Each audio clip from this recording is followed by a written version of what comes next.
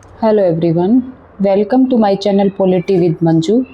आज अपन नारीवाद टॉपिक करेंगे जो यूजीसी नेट के लिए बहुत इम्पोर्टेंट टॉपिक है। तो नारीवाद को एमसीक्यूज़ के माध्यम से अपन समझने की कोशिश करेंगे। तो चलिए शुरू करते हैं। नारीवाद शब्द का प्रथम प्रयोग किसने किया? रूसो ने, चार्ल्स फूरियर ने, लॉक ने, मिल ने। तो इसका आंसर आएगा बी, चार्ल्स फूरियर ने नारीवाद शब्द का सबसे पहले प्रयोग किया था। A vindication of the rights of woman की लेखिका कौन है? Betty Friedan, Kate Millett, Mary Wollstonecraft, Simone de Beauvoir. तो इसका आंसर आएगा सी, मैरी वॉलस्टोनक्राफ्ट। इन्होंने बोला था कि महिलाओं के अधिकारों के समर्थन में यह पुस्तक इन्होंने लिखी थी कि महिलाओं के भी अधिकार होते हैं। तो मैरी वॉलस्टोनक्राफ्ट ने महिलाओं के अधिकारों के समर्थन में ये बुक लिखी थी। व्यक्तिगत भी राजनीतिक है नारा किससे संबंधित है? उदारवादी नारीवाद, उग्र नारीवाद, समाजवाद या नारीवाद या मार्क्सवाद। तो इसका आंसर आएगा बी, उग्र नारीवाद। व्यक्तिगत भी राजनीतिक है, उग्र नारीवाद का यह प्रसिद्ध नारा है। सेक्सुअल पॉलिटिक्स पुस्तक किसने लिखी थी? कैट मिलेट ने, मिल ने, एंगल्स ने, रूसो ने। तो इसका आंसर आएगा ए, कैट मिलेट ने यह पुस्तक लिखी थी। द फेमिनिन माइस्टिक किसने लिखी थी? किसकी बुक है ये? सिमोन द बोवार, बेटी फ्रीडन, मिल, एंगल्स। तो इसका आंसर आएगा बी, बेटी फ्रीडन।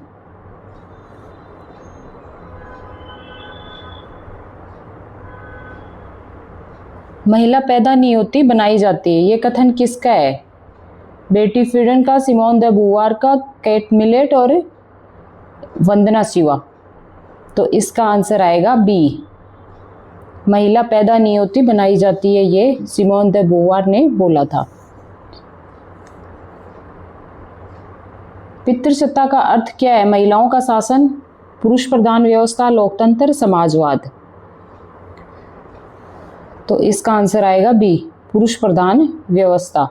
यानी पितृसत्ता को पुरुष प्रधान व्यवस्था कहते हैं कि वहाँ पुरुषों की चलती है, उस समाज में पुरुषों का वर्चस्व होता है, उन्हीं की चलती है, इसलिए इसको पुरुष प्रधान समाज कहते हैं। समाजवादी नारीवाद किस पर बल देता है? केवल राजनीति पे, केवल संस्कृति पे, आर्थिक पोषण पे, धर्म पे। तो आर्थिक पोषण पे समाजवादी जो नारीवाद है वो आर्थिक पोषण पे जोर देता है। सॉरी, आर्थिक शोषण, आर्थिक पोषण नहीं, आर्थिक शोषण। The origin of the family, private property and the state के लेखक कौन है? The origin of the family, private property and the state के लेखक कौन है? तो इसका आंसर आएगा बी, एंगल्स। एंगल्स ने यह बुक लिखी थी। उदारवादी नारीवाद का मुख्य आधार क्या है? उदारवादी जो नारीवादी हैं उनका मुख्य आधार क्या है? समान अधिकार, हिंसा, धर्म और जाति। तो इसका आंसर आएगा ए, समान अधिकार। जो उदारवादी नारीवादी हैं वो समान अधिकारों और अवसरों की मांग करते हैं। प्रथम चरण के नारीवाद का मुख्य उद्देश्य क्या था? आर्थिक समानता, मताधिकार, सांस्कृतिक अधिकार या क्रांति। तो इसका आंसर आएगा बी, मताधिकार। जो प्रथम चरण के नारीवादी हैं उनका मुख्य उद्देश्य था कि नारियों को भी मताधिकार मिले, मत देने का अधिकार मिले। द्वितीय चरण का नारीवाद कब विकसित हुआ? 1830, 1900, 1960, 1990। तो ये 1960 आएगा इसमें। जो द्वितीय चरण का नारीवाद है वो 1960 के बाद के दशक में विकसित हुआ है। तृतीय चरण का नारीवाद कब प्रारंभ हुआ? 1945 में, 1960 में, 1975 में या 1990 में? तो ये 1990 में प्रारंभ हुआ था तृतीय चरण का नारीवाद। सेक्स का अर्थ क्या है? सामाजिक भूमिका, सांस्कृतिक भूमिका, जैविक अंतर या राजनीतिक विचार। तो इसका आंसर आएगा सी, जैविक विचार। इसमें सेक्स जैविक अंतर को दर्शाया गया है कि जो पुरुष और जो महिला है उसके अंतर को इसमें दर्शाया गया है। उग्र नारीवाद के अनुसार महिलाओं के शोषण का मूल कारण क्या है? धर्म, पूंजीवाद, पितृसत्ता या लोकतंत्र? तो जो उग्र नारीवादी हैं वो मानते हैं कि शोषण का जो कारण है, मूल कारण है, वो पितृसत्ता है। हर चीज़, हर फील्ड में पुरुषों की प्रधानता है, पुरुषों की ही चलती है, इसलिए पुरुषों के द्वारा शोषण होता है। तो इन्होंने इसका कारण पितृसत्ता माना है। जे.एस. मिल ने किसका समर्थन किया? दास प्रथा का, महिलाओं के मताधिकार का, राजतंत्र का, युद्ध का? तो मिल ने महिलाओं के मताधिकार का विरोध किया था। उन्होंने सबको मताधिकार देने से इनकार किया था। जैसे ये महिलाएं हैं, श्रमिक हैं, जो दास हैं, इन सबको मताधिकार देने से इन्होंने मना किया था। नारीवाद का मुख्य उद्देश्य क्या है? पुरुष विरोध, समानता, धर्म सुधार या राष्ट्रवाद? तो नारीवाद के विरोध का मुख्य उद्देश्य है समानता, कि पुरुष और नारी सबको समानता मिलनी चाहिए, समान अधिकार मिलने चाहिए। किस नारीवाद ने निजी और सार्वजनिक जीवन के भेद का विरोध किया है? उदारवादी, उग्रवादी, रूढ़िवादी या फासीवादी? तो इसका आंसर आएगा उग्र। उग्र जो नारीवादी हैं उन्होंने निजी और सार्वजनिक जीवन में जो भेद किया जा रहा है उसका विरोध किया था। उन्होंने कहा था कि महिलाओं के जो घरेलू कार्य हैं उनको भी वैल्यू मिलनी चाहिए, ये उन्होंने बोला था। समाजवादी नारीवाद किस व्यवस्था की आलोचना करता है? लोकतंत्र की, पूंजीवाद की, धर्मनिरपेक्षता की या राष्ट्रवाद की? तो इसका आंसर आएगा बी, पूंजीवाद की। जो समाजवादी नारीवादी हैं वो पूंजीवाद की आलोचना करते हैं। वो कहते हैं कि पूंजीवाद में महिलाओं का शोषण होता है। पारिस्थितिकी नारीवाद किसके बीच संबंध स्थापित करता है? राज्य और समाज, महिलाओं और प्रकृति के शोषण, धर्म और राजनीति, पूंजीवाद और समाजवाद?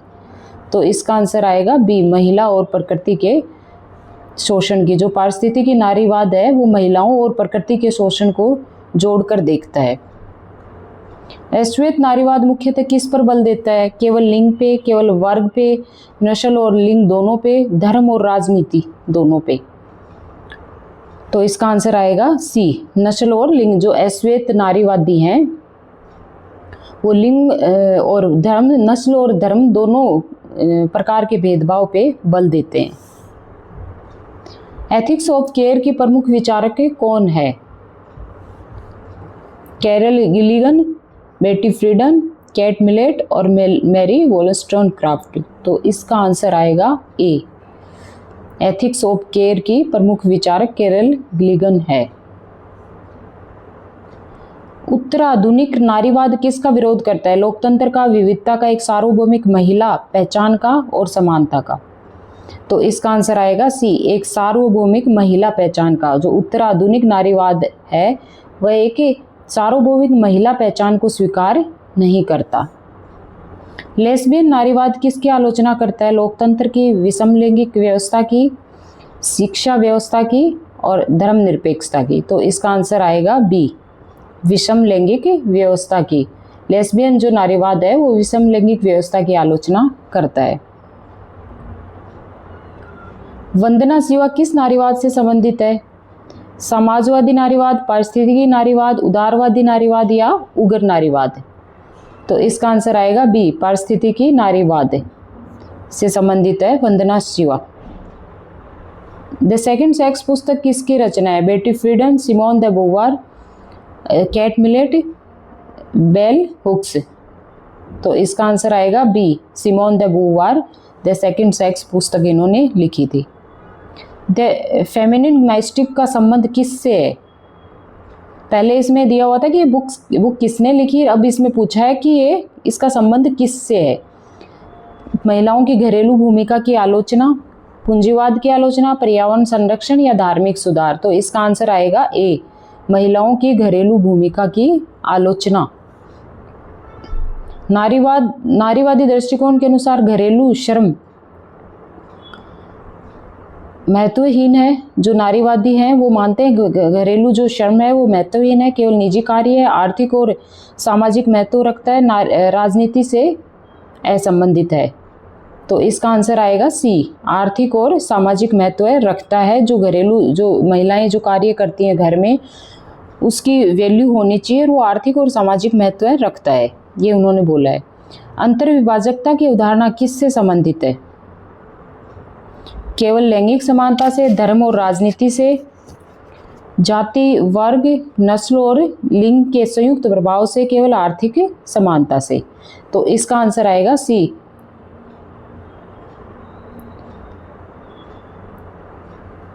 जो अंतर्विभाजकता की जो अवधारणा है वो किससे संबंधित है ये पूछा है, और इसका आंसर आएगा सी।